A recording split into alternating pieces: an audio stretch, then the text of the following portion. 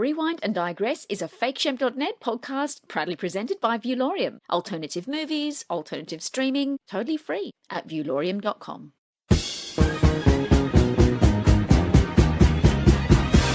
Welcome to Rewind and Digress, where we hit pause on the now and track back to one of our favourite films. Well, a film we've seen. Give it a rewatch, see how it sits, and sometimes realise all that glitters is not necessarily gold.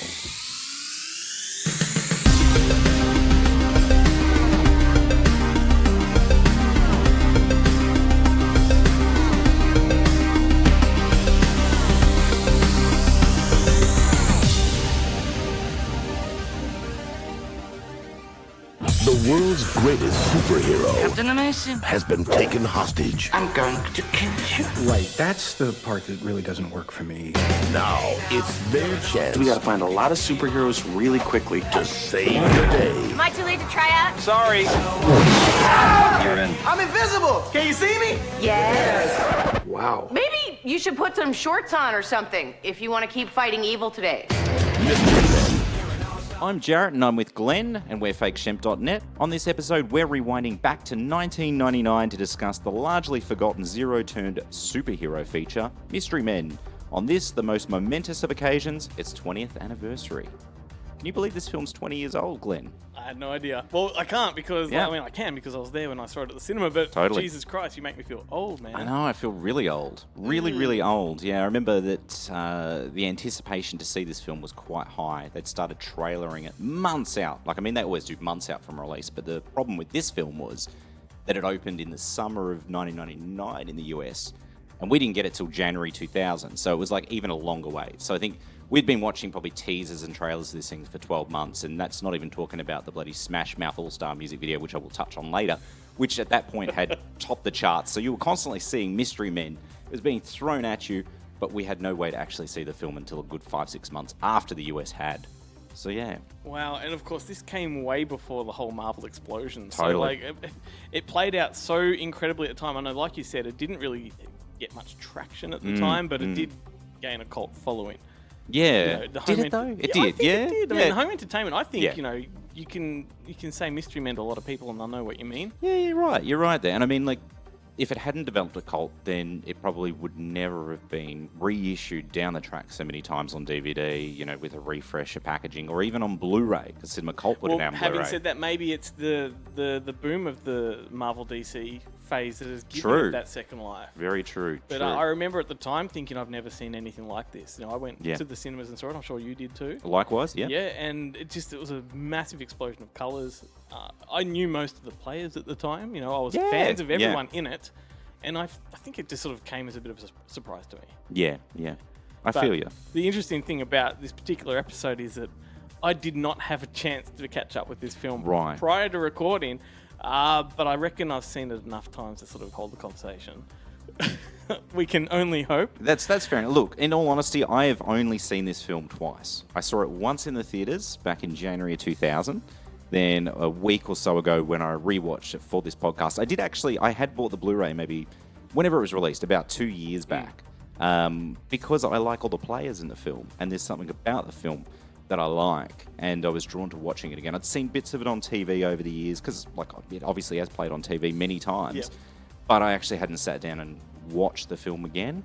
And in the back of my mind, I remember thinking, you're probably very hard on this film, Jarrett. You've got to give this film a second chance. And we're all about giving films second, even third You mean chances. you didn't love it? No, look, I didn't love it, but I think my expectations were so high the first time I watched it because of the players. I had a big crush on Janine Garofalo. Oh, yeah. I really liked Ben Stiller back then because that was the early Ben Stiller before he'd sort of transitioned into the Meet the Parents, Night at the Museum. Ben Stiller that in this day and age I really appreciate, but I had a very dark period on him from probably the mid-2000s until about 2010 when he was doing a lot of rom-coms, doing those films. I wasn't digging it because I knew the guy had a lot more talent. He'd been directing really strong films like Cable Guy and Reality Bites and things of that nature. Yeah. And he'd played some really great roles in films, from everything like Flirting with Disaster to Duplex, and then suddenly just went through this heartbreak kid phase where he did these, and along came Polly. Along came Polly. He hit the mainstream too hard. Totally, yeah. And really, and it was suddenly he was Ben Stiller. It's a Ben Stiller film. And I He was went like, from that you know, indie guy that was making cool Totally. movies. Yeah, I and, get you know, it. playing darker characters. Yeah. You know, everything from his cameos, like in Happy Gilmore and stuff, where he had Edge, or the Menendez brothers, or whatever they were called in The Cable Guy, where Yep. he, you know, cameoed. So yeah, I love the players in the film. So I think when I went in the first time, my expectations were super high. And, you know, having been a comic book fan as a kid, and this being this weird sort of period when this film came out, it was an interesting period because, like you said, it was pre-DC and Marvel Studios films. We'd had superhero films before that sort of never really birthed franchises, let alone a universe. Well, as this such. movie relied on those. Like, it needed those to say, "Hey, we're a bit of a parody." Totally, that, totally. you For know. the audience to, or, you know, the larger audience to understand all those tropes and everything they were playing on. And it was a weird period because, like, that period in the 90s, there was superhero films, but they were all those sort of more obscure, indie, or grittier kind of characters like Standalone. Spawn and Tank Girl and Blade. Not your Spider-Man, your Superman, your Thor, or anything like that. So it was a really interesting sort of period, and nothing, apart from Blade, obviously, which did take, none of those others, they sort of came and went fast, and they may have a cult following like Tank Girl, but Not to mention the fact that they're an ensemble group of superheroes. Like, Yeah, it's not true. like one superhero. True. They're doing the whole Justice League / Exactly.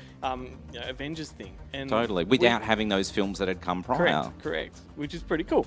Very For me, cool. I think my main attraction for this at the time was two things. Oh, actually three. I think William H. Macy. Yeah, of course, yeah. This came post Fargo, yeah? Yes, it did. Fargo was like 94 or 90... No, 98, wasn't it? No, it was earlier. It was Was either it? 94 Yeah. or 96. Yeah. Well, anyway. I know. I It was one or the other. It's I not was- 95. No, I should but know. I should it'll know. probably turn out it's 95, and I'll be slapping my head when this goes to Well, air. I was a fan of his from that. Yeah. Then there was Kel from, you know, Keenan Kel. Or, no. Oh, yeah, yeah. Was it Keenan Kel? The Good Burger guys? Yes. Keenan and Kel? Was it Keenan and Kel? That's it. Yeah, cool. Cool. Shit. No, because I was like, I- or am I thinking of Cal and Peel? Yeah, I got confused with them. I told you I had no notes for this one. No, that's fair enough. He, but he that's was, pretty obscure reference because I Yeah, don't think I know. many listeners in Australia are going to go, oh, the Good Burger guys, or the Correct. guys at that Nickelodeon Correct. series. But I was a big fan of Good Burger. And Right. he really never really got any traction after that No. film. The other guy went on to become an SNL player and all that kind of stuff. Oh, right. Okay, I didn't he's know the that. fat black guy on SNL. Right. Oh, my God, really? Yeah. I didn't realise that. Yeah. Wow, okay. And then Paul Rubens, of course. Of course, you know, Pee Wee Herman himself. Massive fan. It's a bit of a And comeback movie. This was for a him too. comeback movie, Yeah. as was Below, which came after it. Right, These yeah. were movies He did where have was- Dunstan checks in prior to that, but that really didn't do too much for his career. Dunstan checks in. Was that around? Was that after the controversy? Yeah, it was Yeah, it was. post-controversy. I think Yeah. it was like 90. See, that's not so much a comeback film. That's just as I'll take whatever I can get. Yeah, exactly. You It's a know, role. I need to I'll be, do yeah, it. I'll working. do it. But yeah, anyway, so him as the spleen, I think, you know, a little bit of a movie stealer, the character. I think Yeah. he's, you know, absolutely phenomenal. So, you know, long way of saying something that should have taken me 10 seconds. That's why I like it. That was the appeal. That was the draw for you. Look, Yeah. anyone that hasn't seen this film, feel free to continue listening to the podcast because look, it is what it is. There's no major spoilers here, but I will give you a brief synopsis. This is the Universal Pictures synopsis. It's when Captain Amazing, Champion City's legendary superhero, falls into the hands of the evil madman Casanova Frankenstein and his disco-dancing henchmen. Jesus, that's a tongue twister. There's suddenly a chance for the aspiring superheroes to show what they can do. They're the Mystery Men, a ragtag team of superhero wannabes featuring Mr. Furious, whose power comes from his boundless rage, the Shoveler, a father who shovels better than anyone, the Blue Raja, a fork-flinging mama's boy, the Bowler, who fights crime with the help of her father's skull, the Spleen, whose power is pure flatulence, Invisible Boy, who's only invisible when no one's watching, and the Sphinx, a cliche-spewing philosopher. That's a pretty detailed synopsis, and it actually Mate. introduces all the characters as well. And it makes me laugh just hearing you read that because it all Yeah. comes flooding back. Yeah, what memories, what memories. What characters? What characters? Like, seriously, this is Yeah. iconic. Well, it's true. Like, you know, we mentioned obviously this film would come pre, you know, DC or Marvel Studios, and there'd only been other sort of comic book films at the time. But in terms of like superhero comedy, you know, it was far and few between in the 90s. You had the Damon Wayans film Blank Man, which was very funny. Don't Call Me Susan. All right, Susan. Hang on, I thought we never had any black superheroes. Oh, yeah, of course. Before- Blank Man preceded, you know, okay. but if they'd called it Black Man, everyone would have remembered it. That's true. But Blank Man, there was Orgasmo, which was kind of loosely, you know, sort Yeah. of comedy, superhero parody sort of stuff. But yeah, this was like really, in my mind, probably the first of its kind. Like a real, and it's weird because it kind of obviously predates, like we mentioned, the Marvel and DC.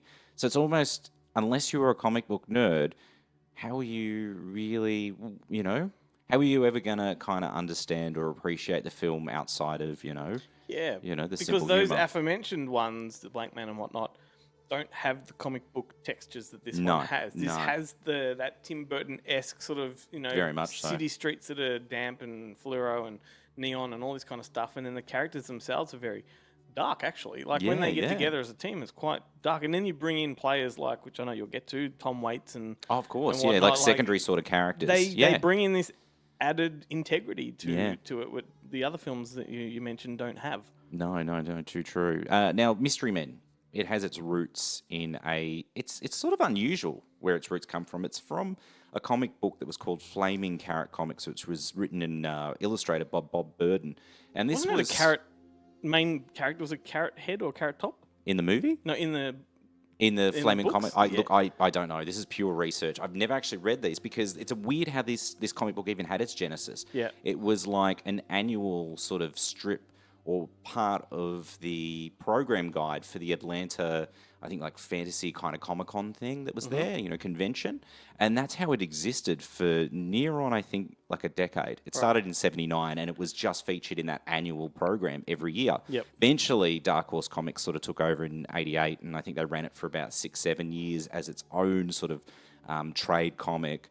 And then I think they even did a crossover between the Flaming Carrot comics characters and Teenage Mutant Ninja Turtles in the mid-90s. Wow. It's sort of odd how it's got this kind of, it was, I guess, like 2000 AD. It was, this portion of it was only part of a wider sort of compendium of comic sort of material.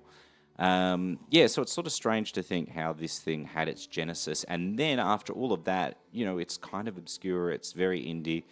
That someone's gone, well, hell, this would make a great film. Right now. I don't even know how this film, I don't know how it really happened because the source material is kind of niche to begin with. Yep. There wasn't a major call for superhero films at the time, so that's happened. So there's a lot of weird sort of, Mate, it just sort of happened. it's so hard to comprehend a world without the DC and Marvel thing. Yeah. Like yeah. it's that those two properties alone have changed the cinematic landscape so revolutionised. much that it's really hard. Mystery Men would be lucky to get a week at a cinema these days. Like, Yeah, if it was yeah. made, Well, it pretty much did. It got 1 week that's true. when it came out. Well, it'd go straight yeah. to Netflix or something. Yeah, true, true. I It just- definitely yeah, wouldn't attract the caliber of talent either, I think, in this day so and age hard as well. to comprehend this Yeah. film in today's light. Yeah, absolutely. Now, that's the other thing. We've just talked about how does this film really exist, Yep. The director of this movie, this director, Kinka Usher, right? He's not done anything else. He only directed one movie. Yeah. It's this movie. That's I all bet- he's ever I bet directed. it fucked him over. I'd have to say so. Like, it obviously had burnt him bad. He came from a background of commercials, like really successful award-winning commercial director. Wasn't there a story Hank Azaria was saying in an interview once that the director actually halfway through the film said, I'm going back to commercials. Like he threw in the towel halfway through. Geez, 'cause that he wouldn't just- surprise me. Probably the politics of the studio system or course, something like of that. course. But I reckon if you were to scroll through some trivia, you might find that. Oh, dude, I scrolled through so much trivia, Yeah. and there's a lot of trivia out there that is bullshit. Mm-hmm. There's one that's misquoted Tom Waits saying that Tim Burton directed the film. That What? Kinka Usher was just a pseudonym, and Yeah, he right. didn't want his name on it. It's not true. Kinka Usher's definitely a person. He's on the special features on the US Blu-ray. He even does the commentary But track. did something to that effect come from Tom Waits at all? No, it No. was he. The quote was directly in relation to Kinka Usher with Usher's name referenced, and someone just switched it out with Burton Wow. and then added this part to it. Because it's great because you can kind of go down this rabbit hole of Mystery Men trivia and discover once you get to the bottom, it's all bullshit. Like we mentioned before, obviously there's this Burton-esque kind of quality to the film, and I kind of described it as. It's like Tim Burton through the Joel Schumacher lens. Yeah, totally. You know, It's it feels Batman like Forever. Batman Forever, or even a bit of Batman and Robin at times too. So it's that kind of Yeah. colourful sort of thing. It's that you Yeah, I see got it. you got the Burton aspect. You got that cookie cutter suburbia of Edward Scissorhands. Then you've got the merchandising line that comes from Schumacher's side. Totally, of it. Yeah. absolutely. It's a weird sort of collision. But there is a rumor that they'd repurpose sets from Batman and Robin for this film. That's a lie. I haven't found any concrete proof of that. That was like just someone that put in a review, and subsequently from that review, it's ended up as trivia elsewhere on the net. True. Is there a commentary for this one on Blu-ray? There is, but it's only on the US Blu-ray and US DVD. Oh, it's actually on the local DVD, but yeah, on the Cinema Cult recent reissue DVD and their Blu-ray. No, they didn't put the commentary track. I take it you haven't listened to one? No, it's one of the few commentaries I haven't listened to. So there's no way to verify that. No. Maybe they reference it. Yeah, I think it sounds like lies. But yeah, Kinka Usher never went on to make another feature post. This probably burnt him pretty bad. It's funny actually when you do watch the special features. There's a spotlight on location about the production of the film, and he's featured a bit in that. But there's about 2 scenes where Ben Stiller has been interviewed and gives shit about Kinka Usher being a commercial director and this being a feature, and how he just sort of doesn't know what's going on. Then there's a bit where Janine Garofalo talks. You can tell is talking to Kinka Usher. He's off camera at the time and sort of saying what are you doing? You don't know. This is only you've only directed. This is only a film you've directed. You only direct Chihuahuas in Taco Bell commercials and stuff. I don't know if it would have been the most pleasant. Like, he obviously had a good sense of humor about him because you've got a lot of really sharp comics that are working on this movie. Intimidation, man. Yeah, absolutely. So yeah, that would have been hugely intimidating. But he had post this movie gone back to doing commercials, and very successful commercial director.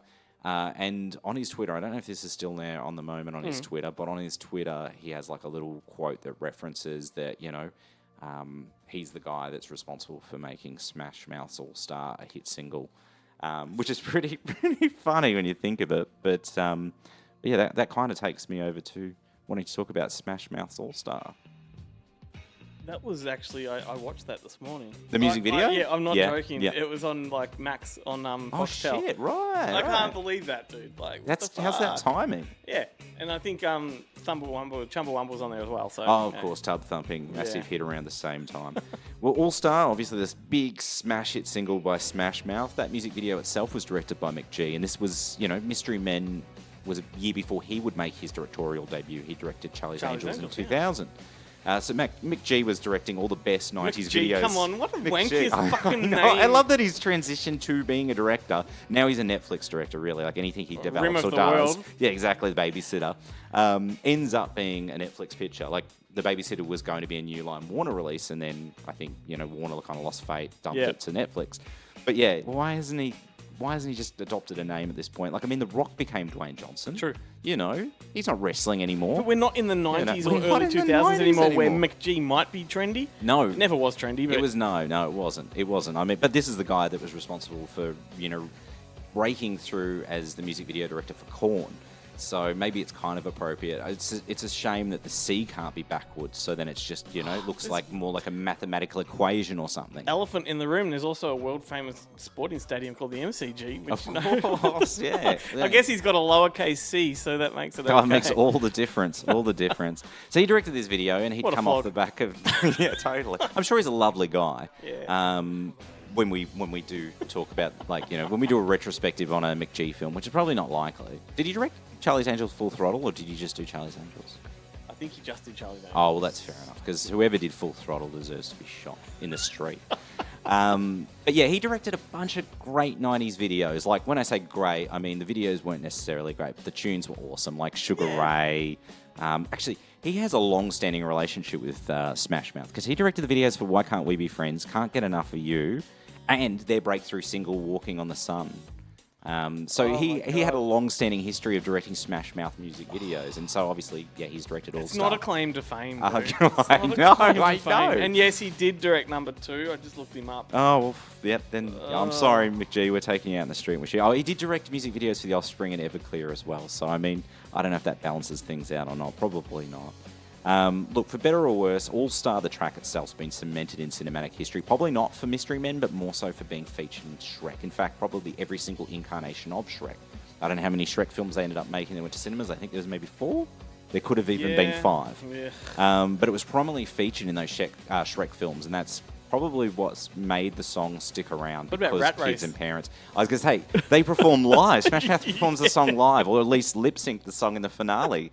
Excellent sequence. Far better film. Yeah, I like, and we best should have been doing Rat Race, dude. Yes, best digression we could ever have would be to watch the outtakes of Rat Race with the two brothers on stage. Right, yeah, Put yeah, the yeah. money in the bag line. Yeah, Do you okay, remember yeah. that? No. The guy in the movie had his tongue pierced. Yes, so I do it's remember that. swollen and he Swollen. can't talk Yep. properly.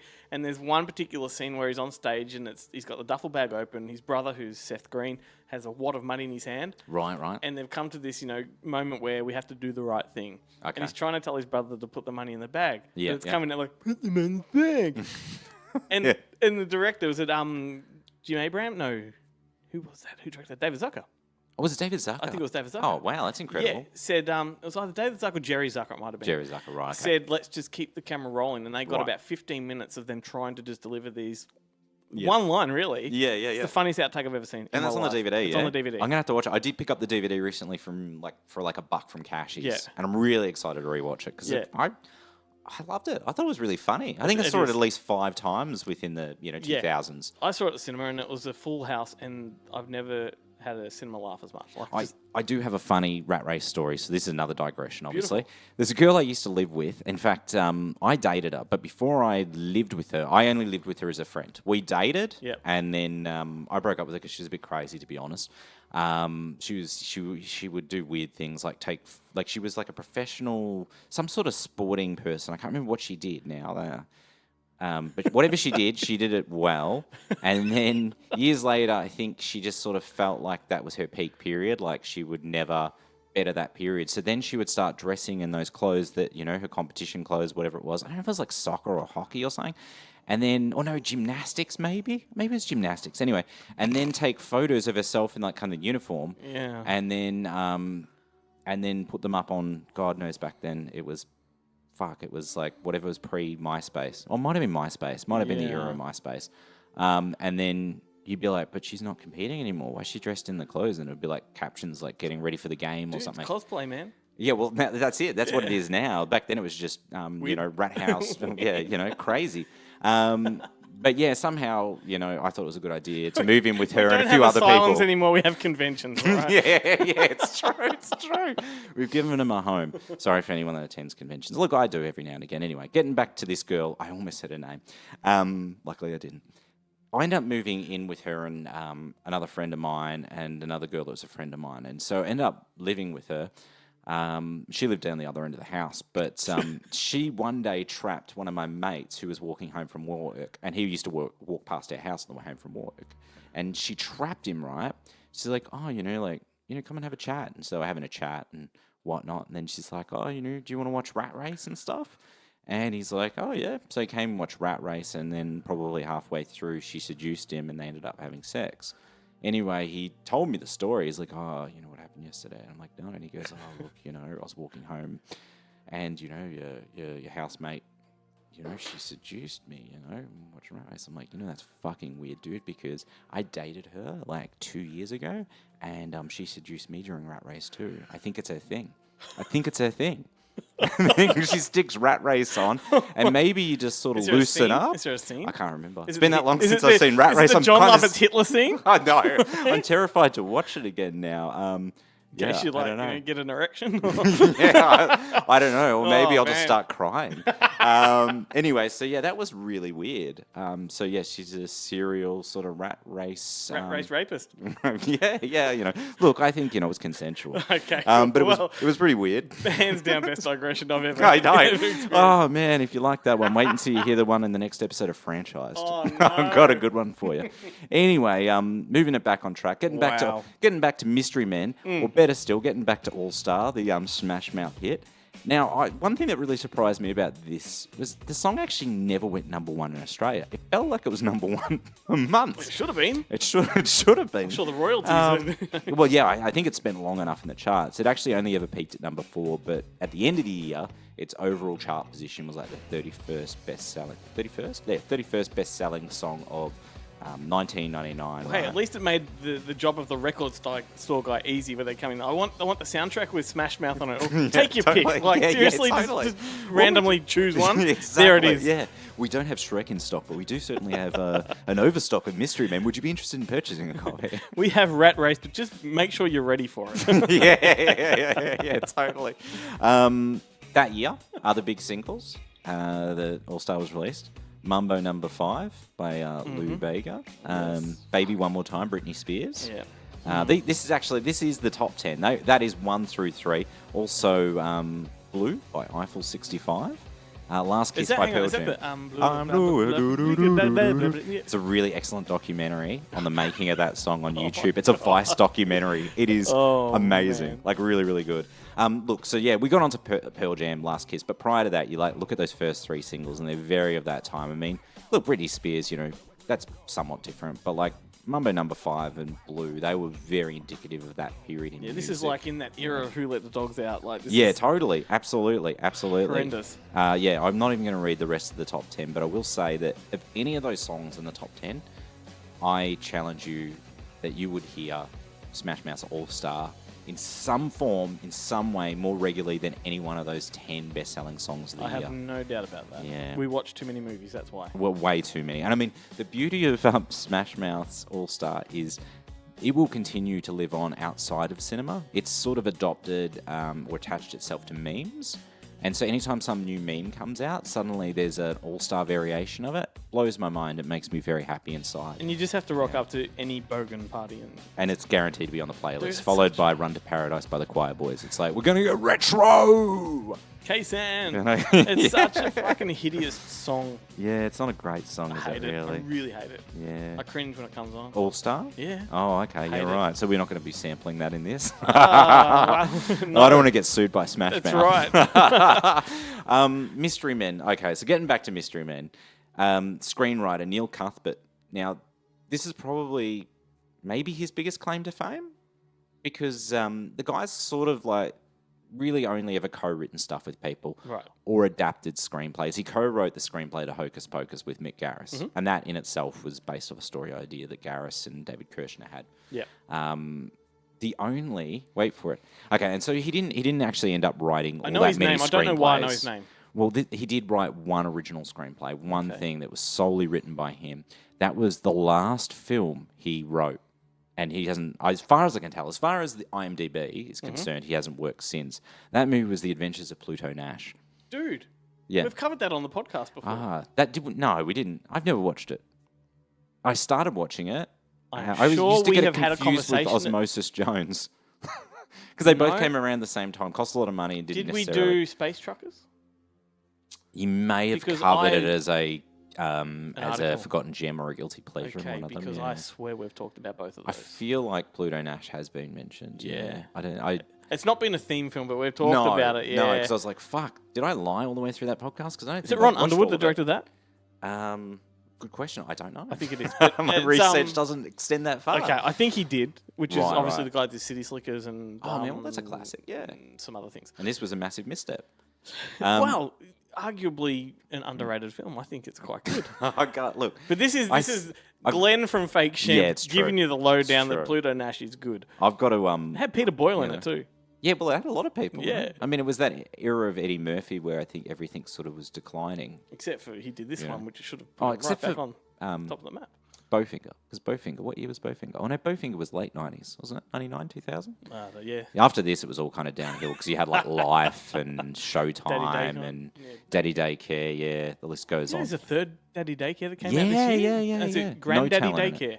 With Yeah, Danny right. Trejo and Oh, a God, bunch of those course. old blokes. Yeah, he needs the cash. And I Makes thought, well, sense. this is a movie that's just using the title as Yeah, a cash in, yeah, but yeah. then you look on the book, it says, Yeah. third film in the in the Daddy illustrious Daycare. Daddy Yeah. Daycare trilogy or franchise. number 2, of course, starring Yeah. Cuba Gooding Jr., directed And by Fred I was Savage. going to say directed by Fred Savage. Yeah, Yeah, weird. that's right. Yeah, it was odd because that was during Fred Savage's sort of renaissance because he got a gig directing some TV and actually got a gig because he'd been directing a lot of TV, but he got a lead role in a TV show. I think it was called Working.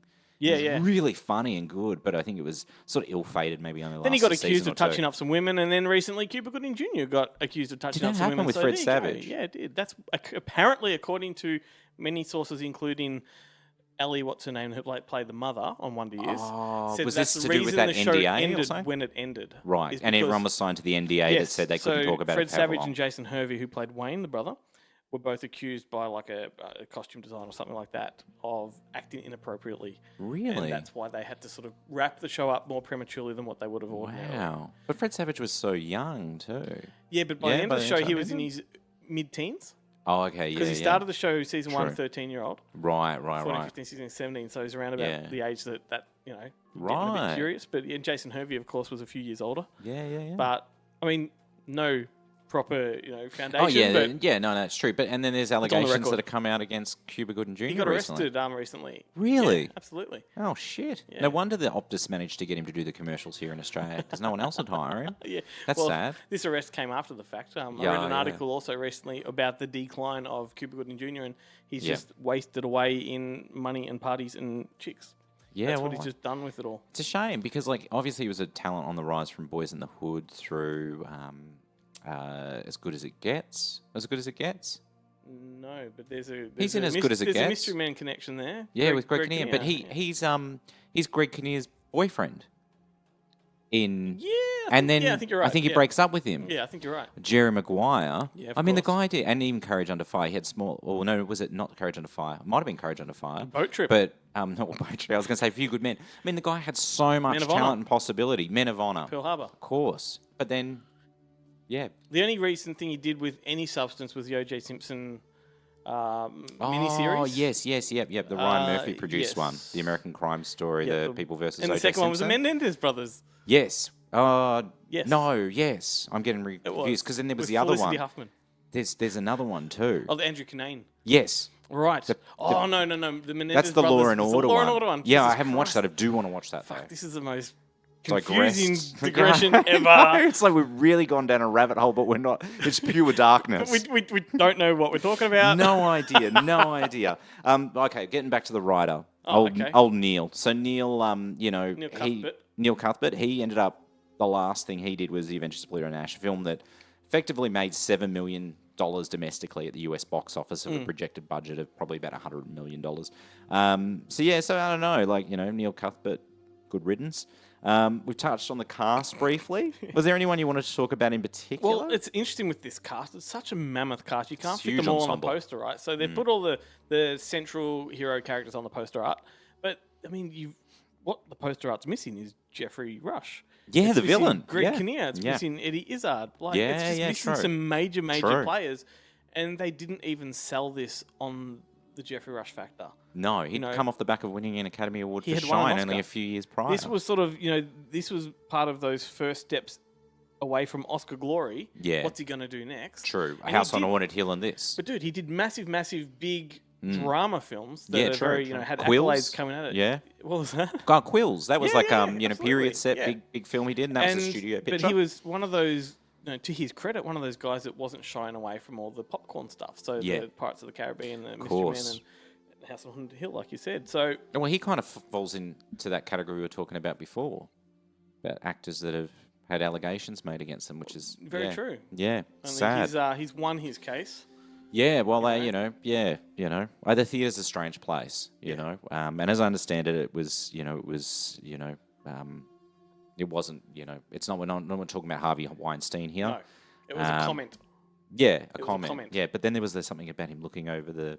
Well, the scene was it involved a woman lying in his arms, either Right. near death or gravely ill. Right. And he had to look over her and deliver his line. So Okay. he's looking down, and I think he did a little bit of a row kind of, Oh, that's nothing. kind Yeah. of like that. Yeah. Which I know lots of people in the theatre, Right. and they will never say it on the record, Mm. but off the record they'll say this shit happens backstage all Surely, the time. yeah, That is yeah. what theatre is. It's Yeah. very rambunctious and tawdry. Totally. you And it's know- a different thing because well, look, I'm not trying to justify anything that happens. No, Sorry. neither am That's I. not what I'm trying to do. I'm just saying, look, Context. it is totally. It's context. Yeah. It's a different place. And Unusual things happen. I mean, the fact is that Jeffrey Rush won his case against the media outlet that reported this, right? So he is on the better side of history with this one, right? But you've also got these people that are also currently the industry is in this whole movement Yeah, right? absolutely. Yeah. Where you can accuse someone. It's and it sticks, it's Salem. right? It's a witch hunt. And so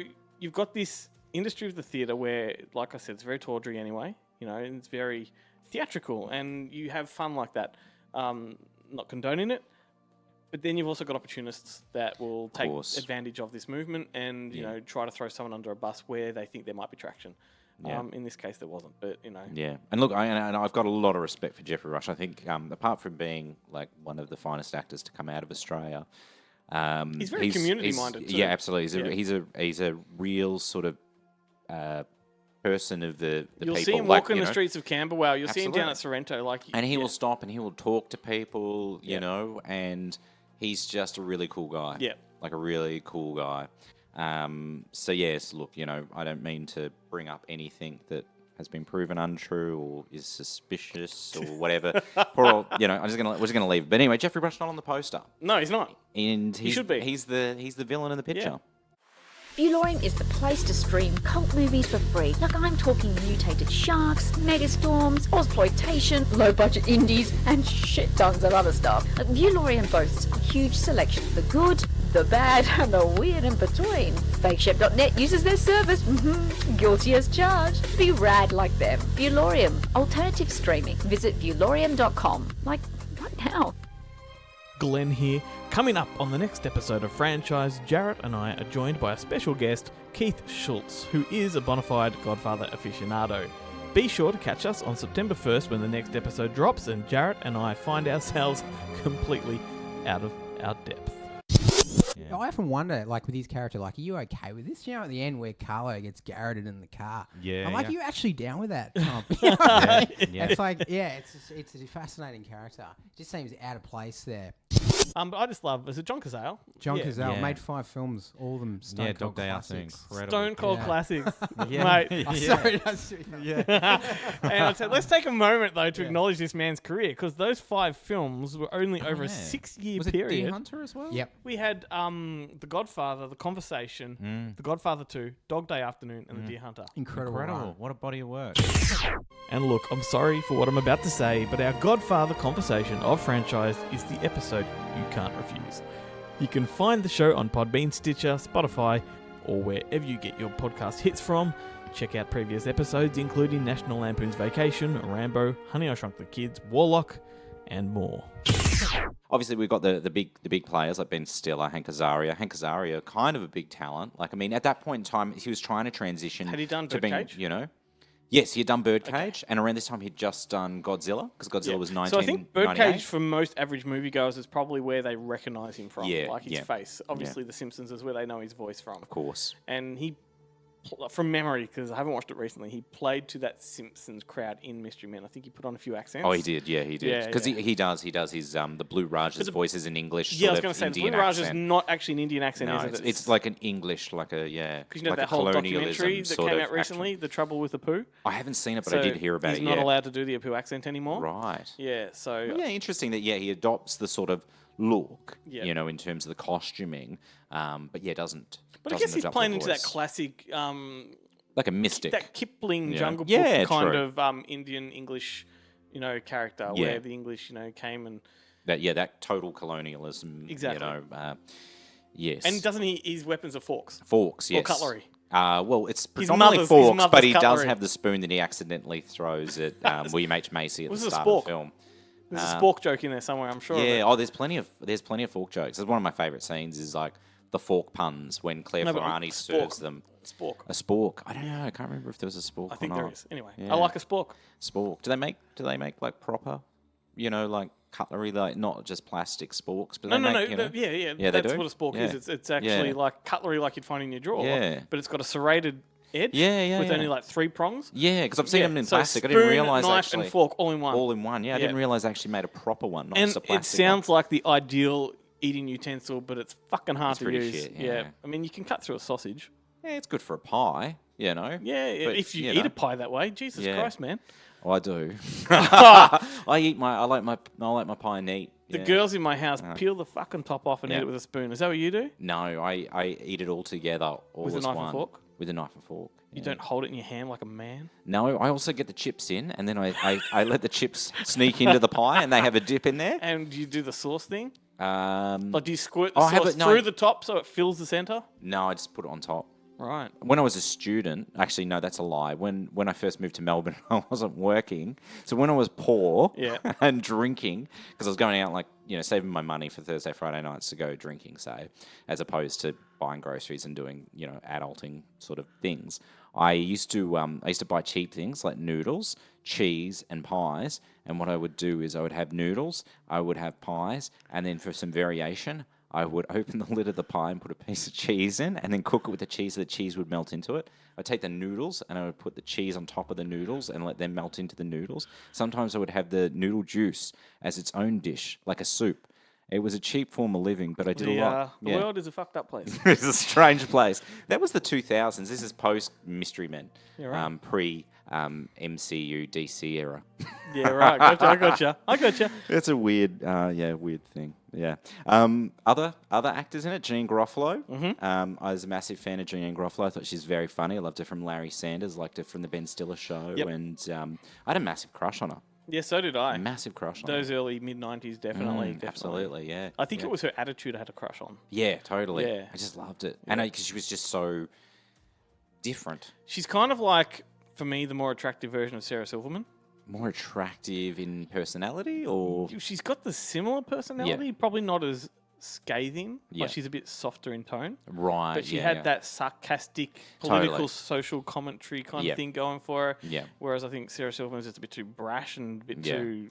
Not opinionated is not the right word. Just doesn't Yeah. quite do it for me. She's too loud. I hear. Like, Jeanine Garofalo could make me cry, but Sarah Silverman might make me want to kill myself. Yeah, that's Make it. me feel that bad, Totally. roast me hard. Totally.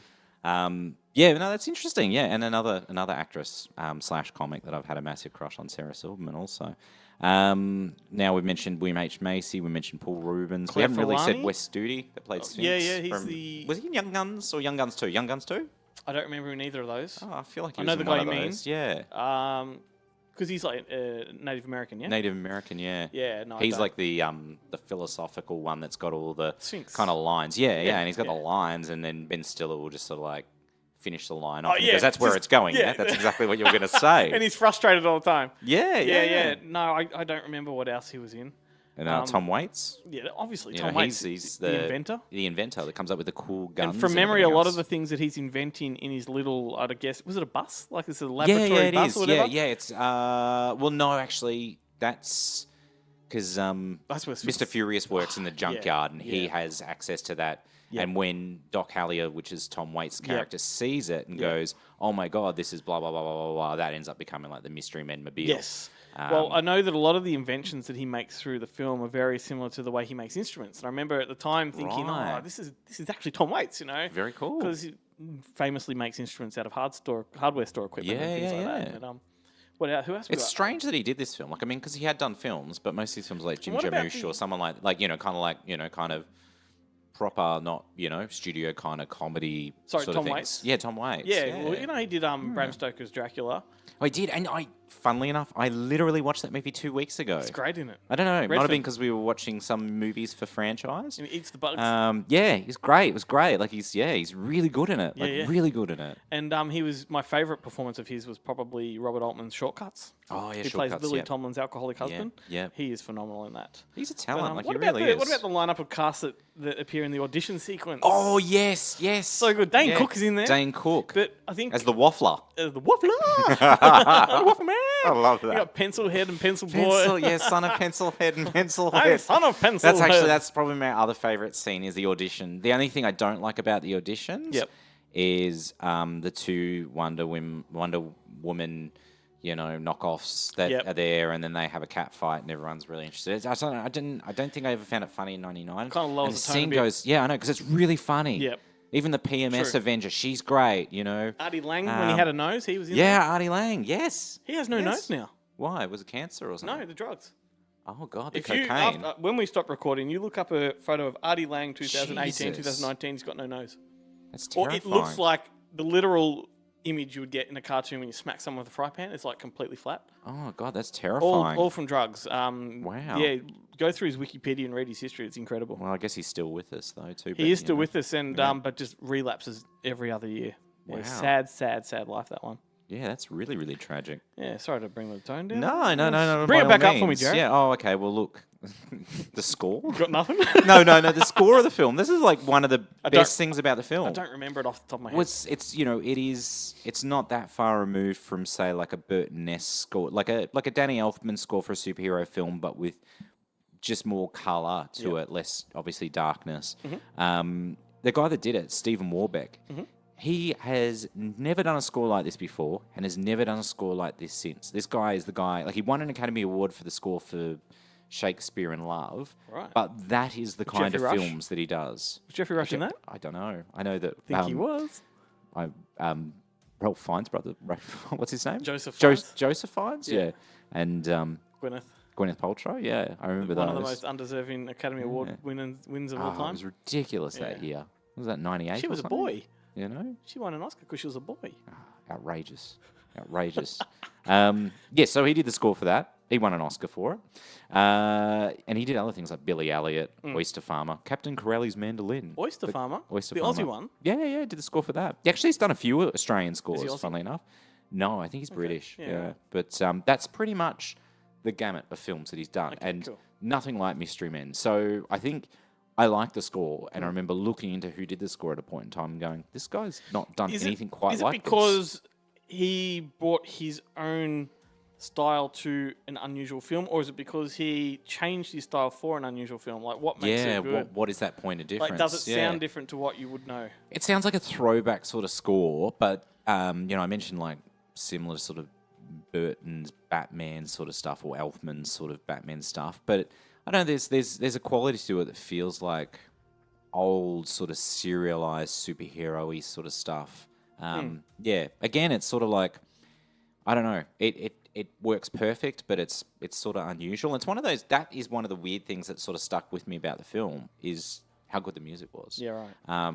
Which it doesn't mean I don't like the film. It's just I just don't. I don't think I've grown to appreciate the film as a whole. I like elements of the picture, and that's why I own it. And while I'll probably watch it again in a few years, and hopefully. So take me back. Yeah. Which one of us decided this was a good one to do for a podcast? I think you suggested it, and I said, "Well, that's good because I bought the Blu-ray about 2 that's years right, ago, and I still But haven't got around to watching it." We'd lined this one up a long time ago. Yeah, and I just can't remember. I think it was me. Yeah. And you suggested, and I'm like, "Yeah, I've got the Blu-ray. I've been meaning to Great watch it." thing to do is suggest the podcast and then not watch the film leading into it. And then I'm researching within an inch of its life. And Well, I'm like, you are the host of this. This is true. This is true. Now, touching on themes, this is a reoccurring theme on our podcast, and that's the loser makes good sort of scenario. However, I can't confirm with you whether or not this film has the hero's journey or not. I was fucking about to say that. I was going to say that. I'm thinking not, though, because when I look at the steps of the hero's journey, there's all these sort of things that they have to be. They meet someone wise that entrusts them with this gift and this and that and da-da-da-da. Son of a bitch. Yeah. I was waiting for a moment to wedge that in. It's a shame that Sean's not here to clarify it for us. But, oh well. Well, the Sphinx was this, not the Sphinx, what's the spleen? Sphinx. The spleen. Yeah. The spleen. I think the spleen is the Sphinx because of the sphincter, but, anyway. Yeah, makes sense. But anyway, the spleen, Yeah. I guess his story is very much a hero's journey. If you're just, that kid in school that farts a lot. And suddenly you find these, group of people that take you under their wing and, I don't know, set and you go on a journey with them. and you become a hero. It's true, yeah. I think there's missing a couple steps somewhere along the way, but we're almost there. In fact, it's a multi-hero journey. It's a ridiculous amount of heroes' journeys in one, all crammed in one movie. What's your favourite scene from the film? Do you have a favourite scene that you can... Well, I do love the cafe scene where the spleen is doing the pull my finger. Oh, yeah. Great scene. That's just like instantly recognisable to me, thinking back on it. I love the introduction. I think it's the introduction of Eddie Izzard doing the disco dance in. Oh, yeah. What else? Trying to think. And obviously the audition scene is kind of iconic. Doesn't Janine Garofalo have the skull of her father in the bowling ball? She does in the bowling ball, yeah. That's a good scene too, because that scene was, it was predominantly live action, like actually caught in camera effect. It was like wire work with a ball. Yep. Only a little bit was CGI, and in the behind the scenes featurette, you kind of just sort of see the ball traveling and just the timing of it all and the camera movements and everything. It was really, really good. And actually, I generally love all of the arrogance from Greg Kinnear's character. Yeah. He's covered in sponsor logos and all this kind Oh of my shit. God, Like, ridiculous. yeah, Hears that Pepsi's just- no longer sponsoring him, and he's like, what, Pepsi dropped out? Someone asked him, one of the media people going, Yeah. what do you think about Pepsi? He's like, what, Pepsi aren't sponsoring me anymore? What? I loved his ego. That was Yeah. really, really cool. But Ridiculous. look, I haven't watched it in probably 3 or 4 years, so fair I enough, wouldn't man. be able to tell you a standout scene. Yeah, no, that's What about you? it. Well, I mentioned earlier, the superhero auditions. I like that, but also that cafe scene immediately following the first sort of failed battle where you've got, Mr. Furious, the Shoveler, forgot about the and battles. Blue Raja, and the Yeah, battles, that bit was good, battles but are that actual like post sort of battle. Where they break down where it all kind of went wrong and they're Yeah. pointing the blame at Yeah, one yeah, another. yeah. There's all those Regrouping. fork puns. Yeah, exactly. Yeah. But when Ben Stiller and William H. Macy, or Mr. Furious and the Shoveler, pick on the Blue Raja because not an item of his clothing is blue, that he's got like some Green, green, yeah. and he's got some flower thing happening here, but there's a complete And he's absence of heartbroken. blue. He's heartbroken. Yes, totally. It's such a good scene. He's Like, it's really not good. the Blue Raja. It's the Blue Raja. Exactly. And I really like the scene with his mother too. Like his mother, he lives with his mother still. Breaks and into she's his super Newark accent. encouraging. Yeah, and it's like, the accent drops, and then she, Mom, come on. she says later because they come back to it, and Yeah. there's a scene where he's going out and she brings out the really good cutlery for him to take to battle, and then she's like, just do the accent for me, and he does the accent. It's a good moment. Yeah, yeah. So there's some really great scenes in the Dude. film too. Absolutely underrated film. Yeah, look, I will probably give it another few years, and it's not like I'm going to part with the Blu-ray. I'm definitely going to come back and watch it again. Even Yeah. Ben Stiller's moments where the camera's up close and he's trying to be furious. Yeah. Hilarious. Trying to work the anger out. Yeah. It's like, I just feel like, I don't know, I feel like it may be in the edit, like if they'd shaved a little bit, reworked a few things, like it could have been a stronger film. Are you hinting at director's cut? Yeah. Well, I mean, Kinka Usher's, he's probably too busy directing really successful commercials to do this, but I don't know what Tim Burton's up to, like if he wants to come back and have a crack at it. Oh, sorry, hang on, he didn't direct it. Look, or maybe there's a fan cut out there. I don't know. It's weird. There is definitely a cult following for the film, For sure. but it's... Is that why I Cinema think it's Cult you know, released it? I think so, and probably because they got the license pretty Okay, cheap. yep. They might have done a distro, like a deal with Universal, and bought a certain amount of titles, and like, oh, you can have this one, but on the proviso you take Mystery Men. They're like, all right then. Now look, I guess it's time almost to wrap this up, and that's a good thing. Let's talk about the Cinema Cult release. So I mentioned before, it's dropped the commentary from the US release and from the previous DVD release. It's got the production featurette on it. It's got some deleted scenes on there. It's got a trailer. It's also got some compression errors in the film. Oh, really? Keep an eye out for those when Janine Garofalo's character, the bowler, is auditioning. Yeah, it glitches out like briefly, just visually glitches out. And then it comes good. It's like, it's brief, but it's like if any other major... If anyone else apart from me had bought this Blu-ray and noticed it and commented on Blu-ray.com, they probably would have started a witch hunt, and Shock would have had to have done a replacement disc or something. But look, I don't think it's been a top seller, and I don't think anyone cares. And to me, I'm like, what, I lost Thank 2 God frames? you bought it. Yeah, exactly. Yeah. They should thank you. Totally. I'm just waiting for the 30th anniversary edition at this point in time. Don't scare me, dude. It makes me feel old. I know. Well, that's it. 20 years. Who would have thought, man? 20 years. It's flown by. Flown by. It wasn't because I in my head, I'm like, we've been doing a lot of anniversary episodes. Like the last one we did was Last Starfighter. That was 35 years, 35th anniversary. Yeah. And I was kind of like, shit, Mystery Men. I was like, it would have been 99, 2000. I was like, yeah, 2000 released theatrically in Australia, 99 released in the States. I was like, God, 20 years. Yeah. Like I remember going to the movies to see it at the AMC cinema in Queensland at Stafford City that's now Hoyts. God, yeah, Jesus. I was there with I think I went and saw it with my girlfriend at the time, and God, like now, that was a long time ago. Yep. And I'm married, and I'm living in another state. A lot's happened, but yet I own this film, and I will watch it again. So clearly, I haven't got much wiser. Well, no, it sounds like love to me. I'm kind-hearted at least. Look, I think we should wrap it up, but I just wanted to throw a shout out to the Screaming Meanies who provided our intro, outro music. You can check his music out on Bandcamp. And thanks, Glenn. Thanks for making me watch this movie again. And Thanks for not watching it. yeah. Thank you for not watching it. And I look forward to the next one. Awesome. Thanks, man.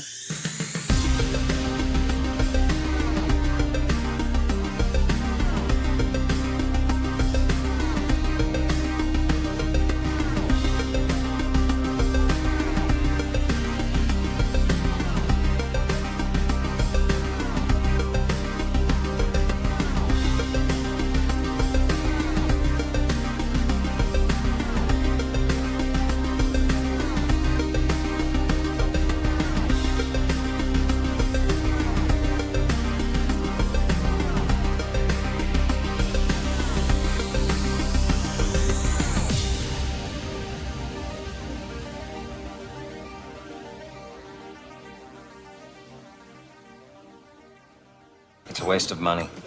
You know who doesn't think it's a waste of money? Little Mr. Captain Amazing. Well, Captain, if we had a billionaire like Lance Hunt as our benefactor, yeah, we could spend 150. That's because Lance Hunt is Captain Amazing. Oh, don't start that again. Lance Hunt wears glasses. Captain Amazing doesn't wear glasses. He takes them off when he transforms. That doesn't make any sense. He wouldn't be able to see.